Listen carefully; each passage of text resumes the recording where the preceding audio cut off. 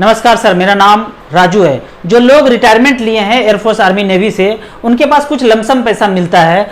उस लमसम पैसे को अगर पोस्ट ऑफिस बैंक में ना इन्वेस्ट करके म्यूचुअल फंड के बैलेंस फंड में अगर इन्वेस्ट करते हैं आप, और मात्र 10 लाख रुपए इन्वेस्ट करके छोड़ते हैं और अगले ही महीने से 6,000 का पेंशन लेना शुरू करते हैं, SWP करना शुरू करते हैं, सिस्टमेटिक विड्रावल प्लान करना शुरू करते हैं और ऐसा 15 साल तक करते हैं और मात्र 11% का रिटर्न कैलकुलेट करूं तो पैसा टोटल विड्रॉ करेंगे 10,80,000, मतलब 10,80,000 आपके अकाउंट में आ जाएगा 6,000 पर मंथ के दर से।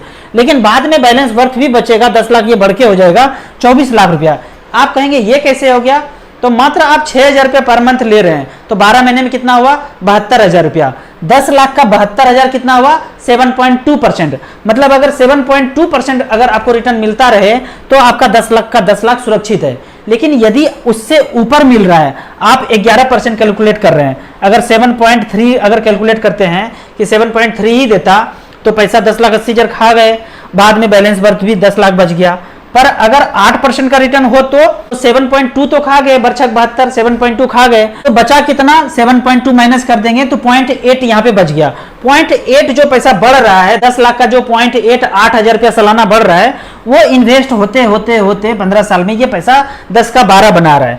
पर यदि 9% का रिटर्न कैलकुलेट करें तो 7.2 माइनस करने के बाद जो पैसा बचा वो पैसा कंपाउंडिंग करके 15 लाख बना रहा है। यदि 10% का रिटर्न पोर्टफोलियो डिलीवर करे तो ये 10 लाख रुपया बढ़ के 19 लाख रुपया हो जाता है, जबकि 6,000 के दर से 10,80,000 आपके अकाउंट में भी आ गया। अब आपका क्वेश्चन होगा कि पैसा कहां इन्वेस्ट करना चाहिए? तो StarSIP.in के साइट में अगर जाएंगे तो यहाँ पे आपको बैलेंस चेक करना है। यहाँ पे सारे कैटेगरी हैं, large cap, mid cap, small cap, multi cap. हमने सेलेक्ट किया है बैलेंस फंड को। इस बैलेंस फंड के कैटेगरी में अगर आप देखेंगे तो SBI इक्विटी हाइब्रिड फंड ने 1 लाख का बनाया है 4,13,000, जबकि HDFC ने 1 लाख का बनाया है पिछले 15 साल में 3,85,000। ICICI इक्विटी डेट फंड ने 1 लाख का बनाया है 4,25,000। इसी फंड में अगर कंपेयर किया जाए कि 12 लाख रुपए किसी ने इन्वेस्ट किया था 10 साल पहले, तो 10 साल के बाद वैल्यू है 49 लाख रुपया। HDFC बैलेंस फंड में 12 लाख का वैल्यू है 46,27,000 रुपया, जबकि ICICI equity and debt fund में 12 लाख का वैल्यू, वन टाइम का वैल्यू आज है 10 साल के बाद 51 लाख रुपया। अगर इसका परसेंटेज रिटर्न देखेंगे कैलकुलेटर में जाके तो 13 से 14-15% का रिटर्न मिला है, जबकि हम कितना कैलकुलेट कर रहे हैं कैलकुलेटर पे? 10, 11, 12 कैलकुलेट कर रहे हैं। तो इस तरह से आपका कैलकुलेशन ही है जो आपको बताएगा कि आपके फ्यूचर में कितना पैसा होगा।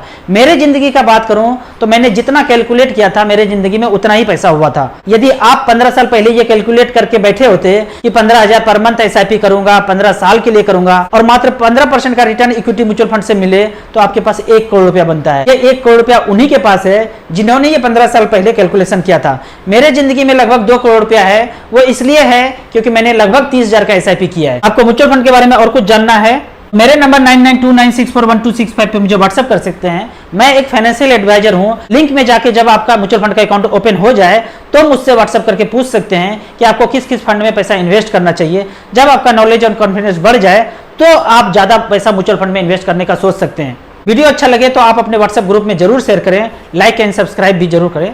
Thank you so much.